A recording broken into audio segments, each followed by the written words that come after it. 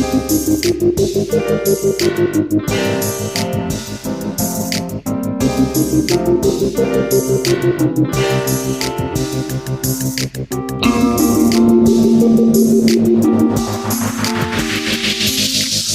to the Mukilteo Football Show. My name is Miles.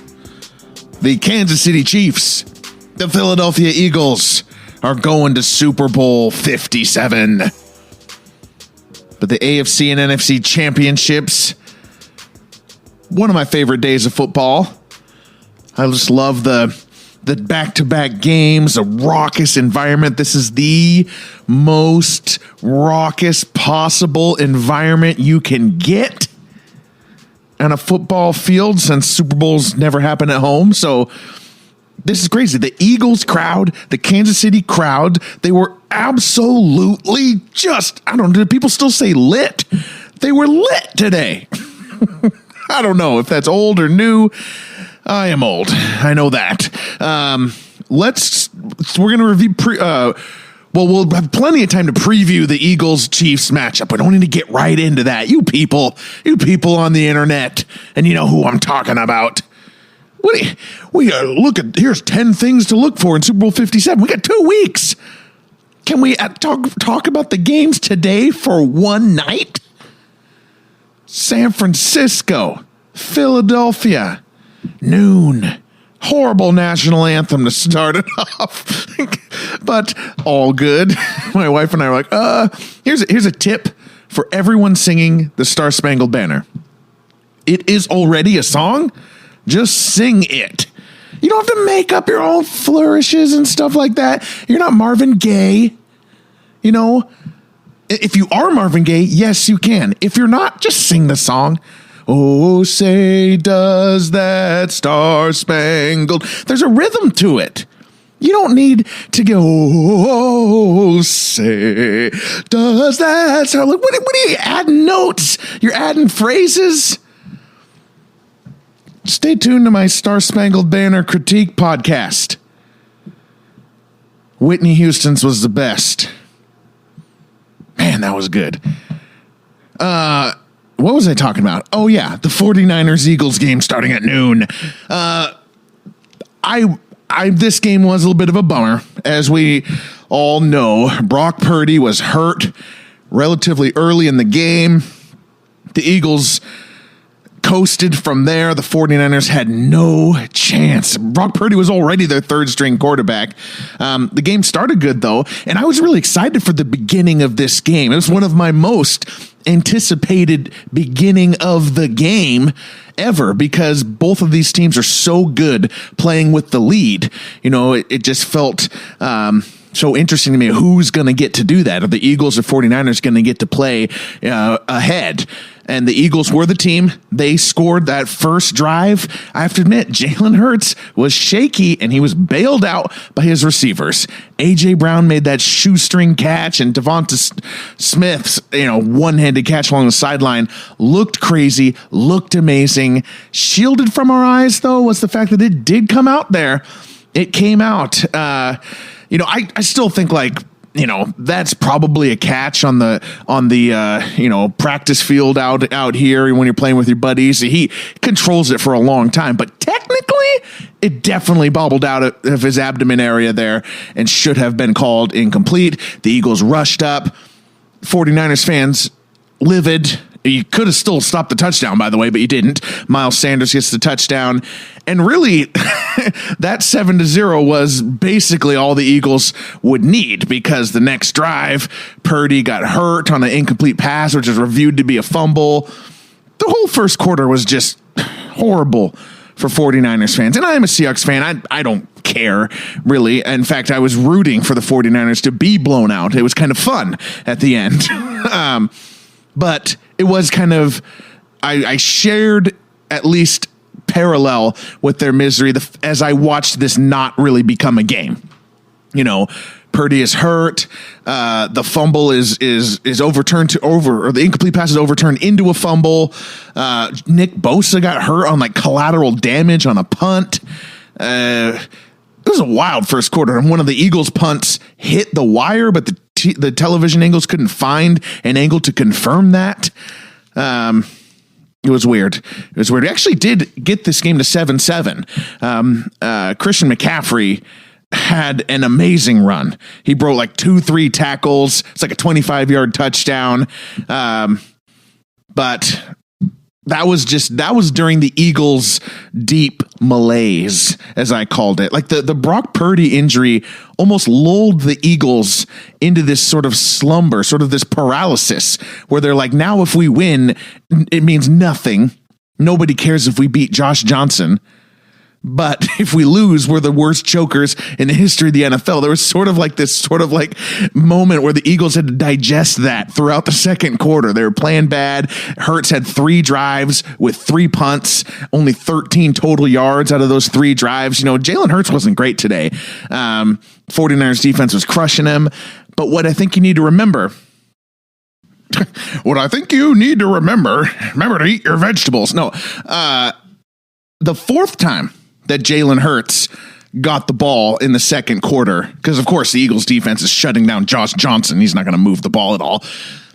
The fourth time Jalen Hurts got a chance to break this 7-7 tie was a 4th and 1. They hadn't got a first down. Again, 3 punts, 13 yards. Now they're faced with what should be a 4th punt. On their own, 35, the Eagles went for it. And they got it with that sneak. That would have been a punt at almost any other time in NFL history. And Rex Ryan and Phil Simms and Boomer Esiason and Jeff Fishers, they will not remember that. They won't remember that because they got it. It's just part of the drive to them. But that seemed to get, okay, we can breathe a little bit. The Eagles, still kind of struggling until Kenneth Gainwell, Miles Sanders eventually drove them down the field and into the end zone for 14-0. Then, probably the biggest play of the game, we're into the second half. Josh Johnson just drops a snap, after a first down throw to Debo. So you thought, maybe there's some hope here. Drops a snap. That leads to another touchdown. And it's 21-7, and that felt like the end of the game right before half. With Josh Johnson or, one-elbowed Brock Purdy, it didn't feel like they could get 14 points. The only hope for the 49ers was total domination of Jalen Hurts. They seemed like they were going to pull it off for most of the second quarter, but those big plays happened, and by halftime, the result was basically decided. Eagles are going to run away with it. They got their big third quarter drive as well, 28-7. All props to the 49ers. Josh Johnson, the 4th string quarterback, came in. He was absolutely overwhelmed. Could not hear the calls, getting delay of games, could not see the field. The first real hit he got, he's concussed and he's out. It's actually kind of a chance to appreciate the human side of what we actually watch in the playoffs, because that is a pressure cooker. Josh Johnson, no, he's not a great quarterback, but he does do that for a living. He is a professional quarterback, not a good one, not even an average one, but he's done this his whole life. And that was probably the closest look that we've got at what it would be like if one of us went out there. How insanely difficult what these guys do in these pressure cooker, huge, high stakes, fast, bone crunching games. It's insanity. It's nice to get just a little bit of a calibration, like Bill Murray or somebody always says about every Olympic event should have one middle-aged 45-year-old man trying to do it as well, just for context, just so you know how hard it is. But the game just devolved from there into really a killing floor. The 49ers defense, Hufanga had a dirty hit. Dre Greenlaw is punching out the ball, and then 2-3 post-snap punches as well. Trent Williams got ejected. He sent some Eagles defensive back like a rag doll across the field. He got ejected. 49ers are just pissed. Kyle Shanahan was livid the entire game. I truly think there is not a single penalty that the 49ers could ever commit that Kyle Shanahan would feel was actually a penalty. Hufanga could stab A.J. Brown and Kyle Shanahan would be livid at the refs. Nick Bosa could literally eat Boston Scott whole and Shanahan would be screaming at the refs. What did he do? So 49ers, painful exit. It sucks that Purdy was hurt. I would have rather seen the McCaffrey emergency quarterback situation. If Purdy can't throw, because he comes back in there after the Josh Johnson concussion, if he can't throw, why is he even out there? Just to pretend like you're going to throw? The Eagles didn't buy it. Once you see they don't buy it, let's just go with the McCaffrey offense. Let's see what it's like. And yeah, they were down to their fourth string quarterback, and their third string quarterback got hurt in the playoffs. But I think for Kyle Shanahan, just to praise the 49ers here, most third string quarterbacks don't get hurt in the playoffs because most teams that make the playoffs don't get there with their third string quarterback. They're at home by this point. So it's still impressive. I feel bummed for the 49ers in my NFL history sense. I'm happy about it as a Seahawks fan. But in the NFL history sense, Debo, McCaffrey, Kittle, just watching those second half runs, how desperate they were, how powerful they were. They're amazing players, but they just have no chance without a quarterback. And in history's sake, Shanahan, the whole story of the last 6 years, 2016 to 2022, has been the Kyle Shanahan, Sean McVay offense taking over the NFL. And Kyle Shanahan has not gotten one of those rings. He's not gotten the piece of the pie. Through a lot of his own fault, through a lot of his conservatism. But this year, it was about injury to the quarterback position. Bummer. Eagles roll. Eagles fly, I should say, onto the AFC Championship. Who will the Eagles face on CBS? The Cincinnati Bengals take on the Kansas City Chiefs. The Eagles will face the Chiefs.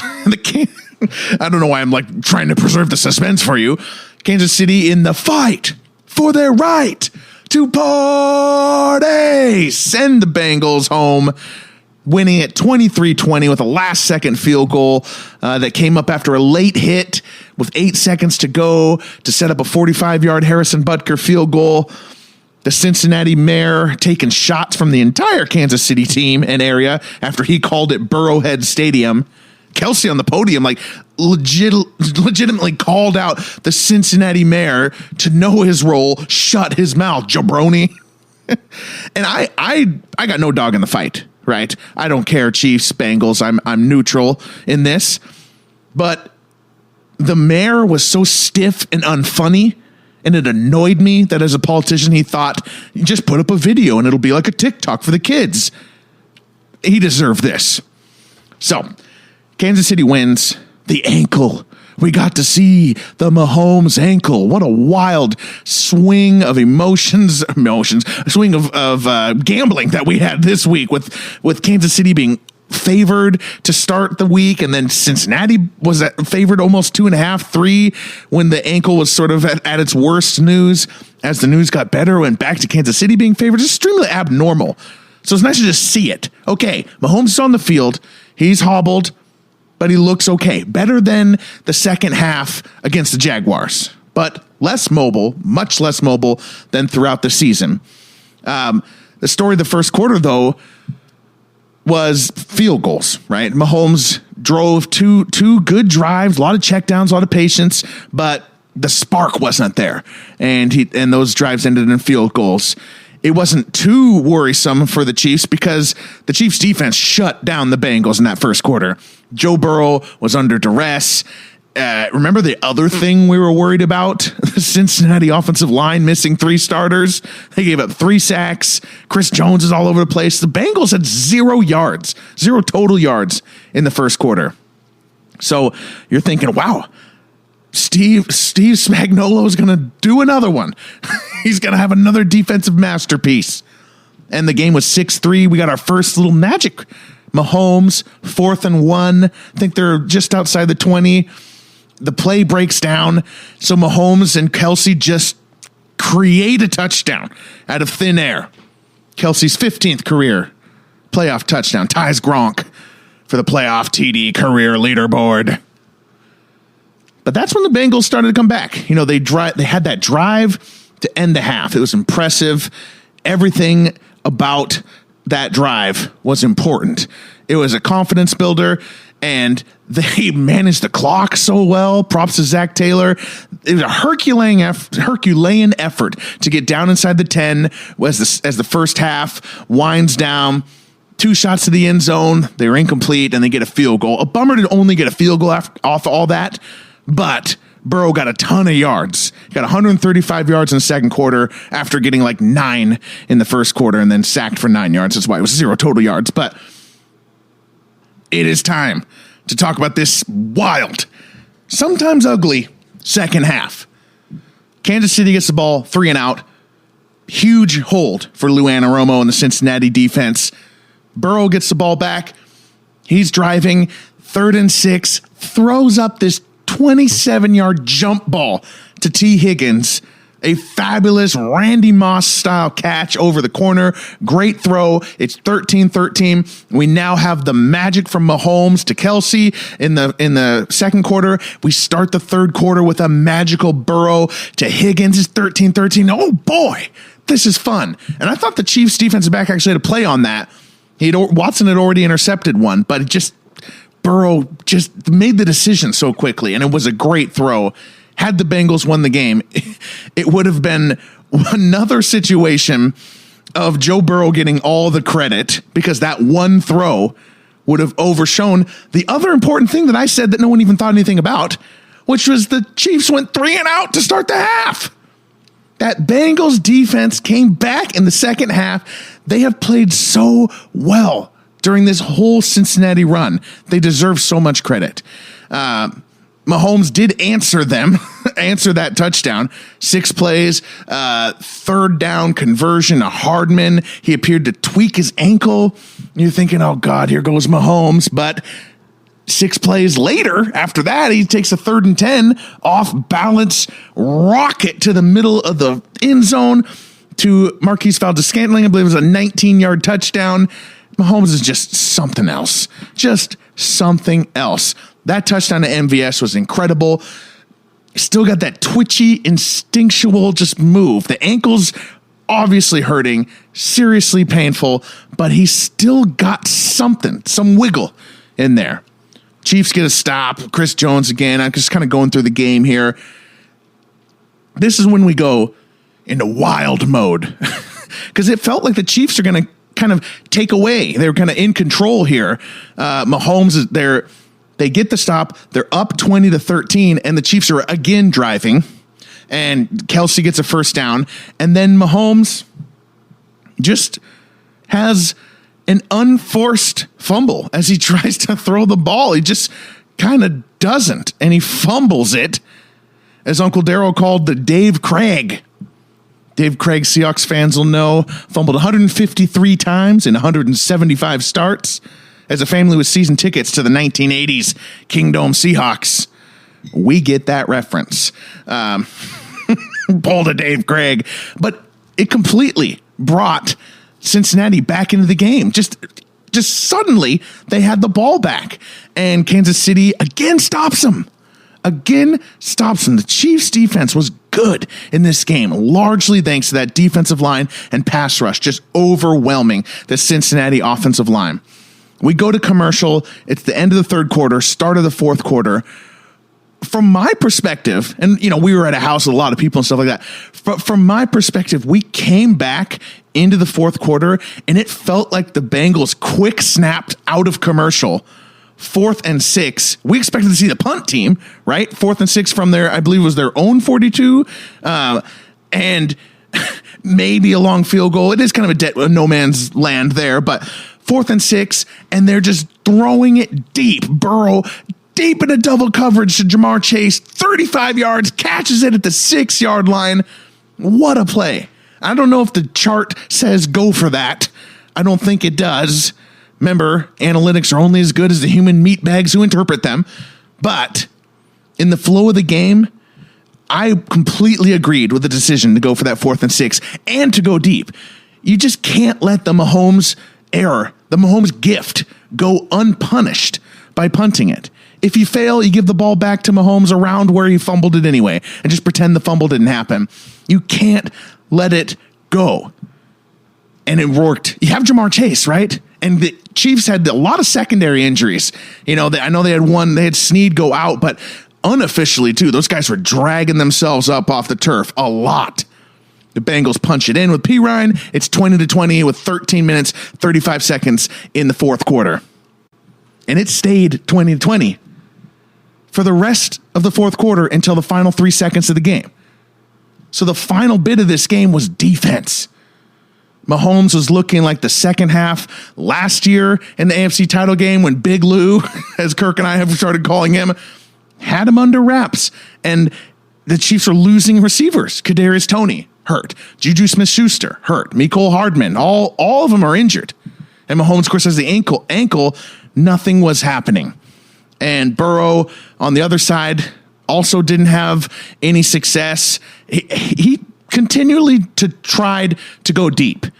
And, I almost feel like that sequence when Burrow got the ball after the Mahomes punt, that first punt, Burrow got the ball. Mixon ran for like 7 yards. Maybe it was Pete Ryan. I think it was Mixon to set up a 2nd and 3. And the Bengals went deep. And then it was 3rd and 3 and the Bengals went deep again. And that was the one that was intercepted. Great play by Cook, who was a rookie. So maybe that's why you go after him, but he made a great play. It was more like an arm punt anyway. It wasn't a back-breaking interception. But the fact that they went deep twice probably tells you something about what the Bengals coaches thought was truly happening on this field tonight, which was similar to the Super Bowl. The offensive line was being beaten so badly, this time by the Chiefs, not the Rams, but the offensive line was just being beaten so badly. They needed big plays. And Mahomes took that interception. They wasted 5 minutes, but they ended up punting. Good punt to the 6-yard line. It was again set up for Joe Burrow. It's 20-20. There's 2 minutes, 30 seconds left. 2 timeouts. You're on the 6-yard line. You need a field goal to win. Had a thrilling 3rd and 16, 23 yards to Hayden Hurst. You're thinking, okay, Joe Burrow going to get another big moment here. But that's when the big bad man, Stone Cold Chris Jones, gets his big moment. He's had many of them throughout this Chiefs playoff run. This is their Reggie White. This is the Chiefs' Mean Joe Green, right? He gets on the edge. The defensive tackle moves out as an edge rusher, beats the right tackle, makes the sack on a crucial 3rd down late in the game, under a minute, forces the punt, puts Joe Burrow back on the sideline. It was a huge moment for Chris Jones. The punt made it an even bigger moment because the punt goes to Sky Moore, who returns it 27 yards to the midfield. There's about 35 seconds left. We were thinking overtime. We were thinking Chris Jones forced overtime and stopped a Burrow legendary drive. But no, Sky Moore has set them up. Mahomes needs to get about 20 yards or so to set up a reasonable field goal for Harrison Butker. Pacheco gets a pass, puts it over midfield. Then we get the play. Mahomes' scramble. The fastest he has moved all day long. He's tired of his receivers not getting open. He runs to about the 40-yard line with 8 seconds, gets out of bounds with 8 seconds to go. It's a blur. You see the yellow. Flags. They're going to mar this game in memory, I'm sure. Osai, who had been playing fabulous, one of the best Bengals defenders this whole game, gets the late hit on Mahomes. It was definitely a foul. Mahomes had 2 steps in the white paint. Hey, it's war out there, right? We talked about what happened to Josh Johnson. This pressure cooker, it's fast. Osai put it all on himself. He was crying. He was sobbing. I feel for him. It was a penalty, though. And that put them to the 40-yard line. Butker nails a 45-yard field goal at that point. Chiefs are going to their 3rd Super Bowl in 5 years. Now, that's the feeling, the overall taste in people's mouths is about that last play and about some of the other calls that happened late in this late sequence. On the punt, Bengals fans are saying there's blocks in the back. I do not mind those blocks in the back there was one that probably should have been called, but it was behind the play, really behind the Gunners. And the Gunners were making these super obvious flops to try and get block in the back penalties. You put the refs in a tough position there, trying to draw the call. It's not horrible. It's not egregious to me. Then on the Mahomes scramble, there were a couple of holds that appeared to be missed. Now, I also think those holds go uncalled sometimes, especially with the types of moves that the Bengals defensive ends were using. It felt like they were trying to draw the call. I think that, but could have been called. And then the late hit, that was absolutely the right call, as I already went over. So anticlimactic ending. None of this is worse, interestingly, than what happened to the Bengals last year in the Super Bowl when Logan Wilson got called for a defensive holding inside the 5-yard line on Cooper Kupp on a crucial third down to actually, basically give the Rams the game, because then it was 1st and goal. They had not called that all game in that Super Bowl, in Super Bowl 56, and they just did randomly. It was a horrible call. This has way more pissed off people than that. I don't know. It's weird. I think this is an awesome game, man. Mahomes, 4th and 1, improvisation touchdown to Kelsey. Burrow, 27-yard jump ball, touchdown to Higgins. Mahomes, the 19-yard touchdown to Marquise Valdes-Scantling when he was in the pocket and moving around there with a busted ankle and fires a rocket right in the middle of the end zone. Then we had the wacky Mahomes fumble. Burrow turns that fumble into a 4th and 6. Gutsy deep shot to Chase to the 6-yard line. And then the Chris Jones late game off the edge sack. Another one for his resume. That's a 6-pack of plays we should remember more than the anticlimactic ending. This was a great game between the Chiefs and the Bengals. Glad the Chiefs got one. Now they're 1-3. This rivalry is going to dominate the 2020s. Mahomes versus Burrow. A rare game with magic from those quarterbacks facing two defenses playing well. Good AFC championship. Mukilteo Football Show will be back with all sorts of episodes as we come up to the Super Bowl. We're going to do some awards episodes, so obviously previewing. Kathleen will be in to help about the halftime show. We got all sorts of stuff coming your way. My name is Miles. Super Bowl 57 is set, and we'll see you on the road to Arizona. Bye.